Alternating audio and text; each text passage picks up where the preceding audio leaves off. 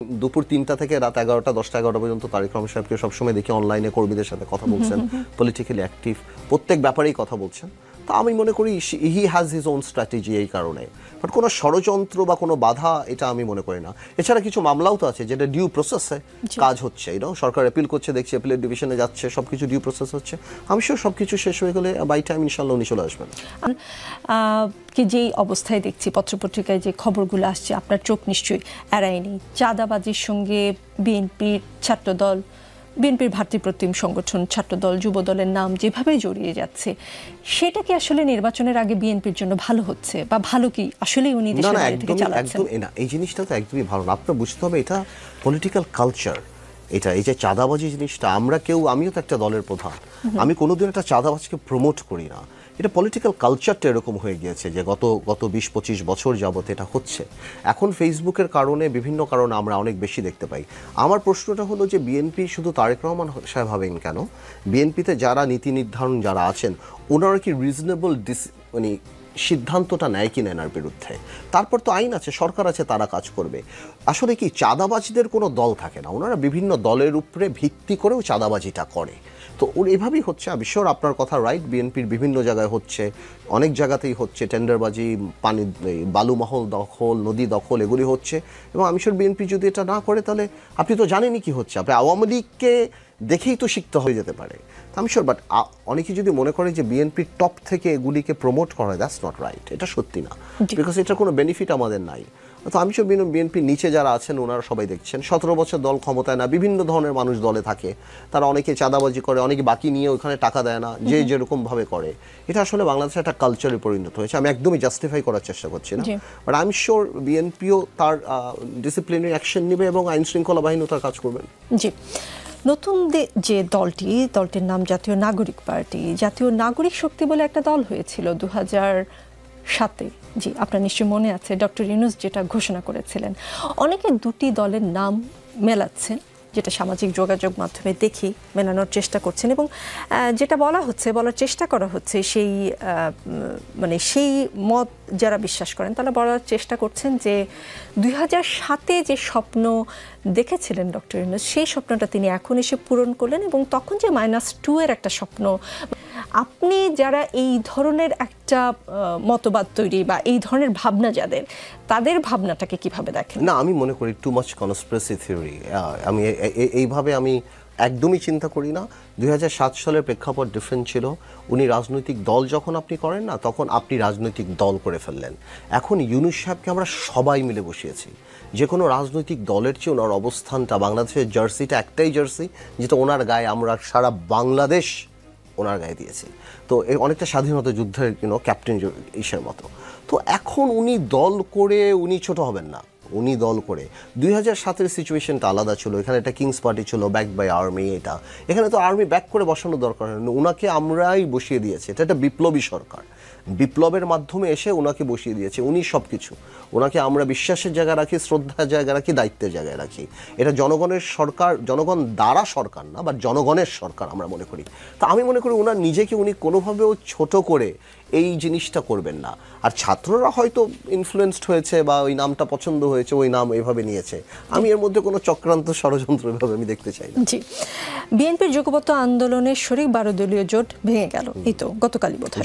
জি, বিএনপির নেতৃত্বাধীন কোন জোট এখন আসলে নাই। গণতন্ত্র মঞ্চ, জাতীয়তাবাদী সমমনা জোট আছে, বিএনপির দীর্ঘদিনের রাজনৈতিক মিত্র দলগুলো। আপনিও দীর্ঘদিন কোনো জোটে নেই। সামনের দিনের নির্বাচন কেন্দ্রিক রাজনীতিটা কেমন আসলে হতে পারে? মানে জোটের কি বলবো, মেরুকরণটা কেমন হতে পারে? জামাতে ইসলাম আবার এখন তার জোটের প্রয়োজন নেই। জি, জোটটা ছিল আমাদের সবার, জোটটা ছিল আওয়ামী ফ্যাসিজমের বিরুদ্ধে। আওয়ামী ফ্যাসিজম যখন চলে গিয়েছে, আমি মনে করি আমি তো অনেক আগেই চলে গিয়েছি, বিকজ বড় কোনো দলের সাথে থেকে নিজের দল গোছানোটা মুশকিল হয়ে যায়। সো আমরা একইভাবেই ছিলাম যুগপথে, আমরা আমাদের মতো করেছিলাম। বাট কোনো দলের সাথে থাকলে আপনার অনেক কিছু মেনে নিতে হয় যেটা হয়তো আপনার সাথে যাচ্ছে না। তো এই কারণে আমি সরে গিয়েছিলাম। তো এই ১২ দল যে ভেঙে গেল, ১২ দলীয় জোট, আমি মনে করি এটা ঠিকই আছে, পলিটিক্যালি কারেক্ট। বিকজ এখন যেহেতু আওয়ামী লীগ নেই, সেহেতু আর জোটের দরকার নেই। সবাই নিজের নিজের দল নিয়ে কনসেন্ট্রেট করা উচিত, যাতে করে সামনে ইলেকশন, নির্বাচনমুখী হওয়া উচিত। এবং তখন সবাই ঠিক করবে যে তারা কারোর সাথে নির্বাচনী ঐক্য করবে কিনা, ইলেকট্রাল অ্যালায়েন্স হবে কিনা। এটা এক একটা দল এক একটা দলের জিনিস চিন্তা করবে। আপনি কি ভাবছেন আপনার? আমরা গোছানো, সেই দল গোছানোর পরেই আমরা বসে ঠিক করবো যে আমাদের কোন এরিয়াতে অবস্থা কীরকম, কি করা যেতে পারে, সেইভাবে আমরা চিন্তা করবো। It is too early to say now. যেগুলোকে সাথে নিয়ে বা যদি ছাত্ররা আসলে কোন দিকে যাবে বা নিজেরাই আলাদা করে নির্বাচন করবে কিনা এখনো তারা স্পষ্ট করে কিছু বলেনি। জামাতে ইসলামের সঙ্গে কোনো কারণে যদি ছাত্রদের যে নতুন দলটি সেটি যায় এবং আরও ইসলামিক দলকে জামাতে ইসলামী টানার চেষ্টা করছে, আমরা দেখেছি খেলাফতে মজলিসের অফিসেই হ্যাঁ সম্ভবত জামাতে ইসলামের আমির যখন তাদের টপ লিডারের সাথে বৈঠক করেছেন, একই সময় আমরা দেখলাম যে মির্জা ফখরুল ইসলাম আলমগীরও তাদের অফিসে নিজেই গিয়েছেন। তো এই ধরনের নির্বাচনকে সামনে রেখে কোন দিকে কোন অ্যালাইটা হতে পারে, জামাত ইসলামের সঙ্গে কারা যেতে পারে? এগুলি তো আপনি এখন সকাল ইসলামিক আন্দোলনের কথা বলছিলাম, এগুলি তো আপনি সকাল বিকেলে এখন দেখতে পারবেন। আরো কিছুদিন পর এপ্রিল মে জুন থেকে তো আরো বেশি দেখতে পারবেন। এক এক দল এক এক দলের সাথে যাবে, কোনোটা টেবিলের নিচ থেকে আলাপ হবে, কোনো টেবিলের উপরে আলাপ হবে। এগুলি তো পলিটিক্যাল নেগোসিয়েশন, এগুলি তো চলতেই থাকবে। যে যেখানে বেনিফিট পাবে সে সেখানে যাবে, যেখানে বেশি। কারণ এপ্রিল মে জুনের পর তো এটা সংখ্যার হিসাব হয়ে যাবে, কে কয়টা সিট পাবে, কে কয়টা সিট নিবে, কোথায় কার ক্যান্ডিডেট আছে। তা আমার মনে হয় এটা দেখতেই পারেন। বাট আমার মনে হচ্ছে এখন পর্যন্ত জামাতি ইসলামী তো আলাদা বিএনপি বা ধানের শীষ তারা নির্বাচনে যাবে আমার দেখে মনে হচ্ছে সেটাই। সেটা তো বলতে পারবো আরও পরে যে আসলে কি ম্যাচিওর হয়। ছাত্রদের তো এখনও আমি বলতে পারি না, ছাত্রদের সাথে আমার দল করার পরও এখনও আমার সাথে কোনো কথা হয়নি। আমি শিওর ওনাদের দল গোছাবেন আরও সারা বাংলাদেশে, এবং তারপরে ওনারা চিন্তা করবেন ওনারা একাই 300 আসনে প্রার্থী দিবেন না ওনারা কারোর সাথে জোট করবেন। আমার ধারণা। আপনার রাজনৈতিক বিশ্লেষণ কি বলে, তারা যদি একাই নির্বাচনের মাঠে নামে তাদের কতগুলো আসন পাওয়ার সম্ভাবনা দেখেন আপনি? দেখুন, একটা রাজনৈতিক দল হয়ে আরেকটা রাজনৈতিক দলকে তো আমার এভাবে বলা উচিত না, নির্বাচন 5-6 মাস 7 মাস পরে। বাট আমি এতটুকু বলবো যে জনগণ ওনাদেরকে সরকার নামানো নিয়ে চিন্তা করে, সরকার চালানো নিয়ে চিন্তা করে না। আর নির্বাচনে জিততে হলে 110টা ভোট কেন্দ্র যদি মিনিমামও থাকে, 50টা করে লোক লাগলেও 6000 লোক প্রত্যেকটা ইউনিয়নে লাগে, প্রত্যেকটা ইউনিয়ন ইন সেন্স প্রত্যেকটা ইসে লাগে, আপনার প্রত্যেকটা নির্বাচনী আসনে লাগে। আমরা নির্বাচন ভোলাতেও করেছি আবার ঢাকাতেও করেছি। আমরা জানি যে নির্বাচনের হিসাব নিকাশটা আলাদা। আপনাকে পছন্দ করা আর আপনাকে ভোট দেওয়া বা আপনার কোনো কিছুর সাথে একমত হওয়া এবং আপনাকে ভোট দেওয়াটা, এটা একটা বিরাট ব্যাপার, মার্কার একটা বিরাট ব্যাপার আছে। তা আমার মনে হয় সামনে বলে দিবে। বাট আমি যদি ছাত্রদের জায়গায় থাকতাম, মানে আমি বলা উচিত না, আমার মনে হয় যে যেহেতু এখনও তাদের প্রতি সবার দুর্বলতা আছে, আমার মনে হয় বড় কোনো রাজনৈতিক দলের সাথে আলাপ আলোচনা করাটাই মনে হয় রাজনৈতিকভাবে ঠিক, আমি মনে করি আমার জায়গা থেকে। আপনি ভোলা 1 আসনে প্রার্থী হয়েছিলেন, 2014 সালে নির্বাচনে অংশ নেননি, 2018 সালে নির্বাচনে ঢাকা 17 আসনে ঐক্যফ্রন্ট ও 20 দলীয় জোটের প্রার্থী হয়েছেন, ভোলা 1 আসনেও মনোনয়নপত্র সংগ্রহ করেছিলেন। এবার কোন আসনে মানে আপনি প্ল্যান করছেন যে নির্বাচন করবেন? 2টি আসন, 1টি আসন? এখন আমরা এগুলি ঠিক করি নাই। এখন আমাদের কয়টা আসন টোটাল আমরা করব, আমরা কার সাথে ঐক্য করব বা বিএনপির সাথে যদি আমরা যাই আমরা কিভাবে যাব সেটা করব। দেখুন, আমি আপনাকে একটা কথা বলি, রাজনৈতিকভাবে আমরা সামনে একটা ভালো কিছু করতে চাই। ওকে, কোনো একটা সিট নিয়ে কোনো কিছু নিয়ে কোনো ঝগড়াঝাটি ওইটা আমাদের কাছে মনে হয় we want to serve the country, enough is enough, যেটা বলা না, এনাফ ইজ এনাফ। আমরা সেটেল হয়ে ভালো করে কাজ করতে চাই। আমি যদি মনে করি আমার চেয়ে ভালো প্রার্থী আছে, আল বি দ্য হ্যাপিয়েস্ট, আমি ছেড়ে দেবো, আমার এখানে কোনো প্রবলেম নেই। আমি সেভাবেই পলিটিক্স করি। আমার দলেও এখন আরও অনেক ভালো ভালো লোকরা আসছেন, আমি ঢাকাতে অনেক গোছাচ্ছি।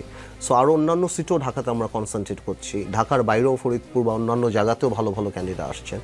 আমি আপনাকে অগস্ট সেপ্টেম্বরে বলতে পারবো যে আমাদের অবস্থানটা কীভাবে দাঁড়াচ্ছে। আর আমার এই কথাটা এখন বলা ঠিক হবে না, কারণ আমার অনেক নেতাকর্মী দেখছে, হয়তো বলবে যে আমাদের কথা বললো না। তো আমার মনে হয় অগস্ট সেপ্টেম্বরে বলতে পারবো যে কত পারে না।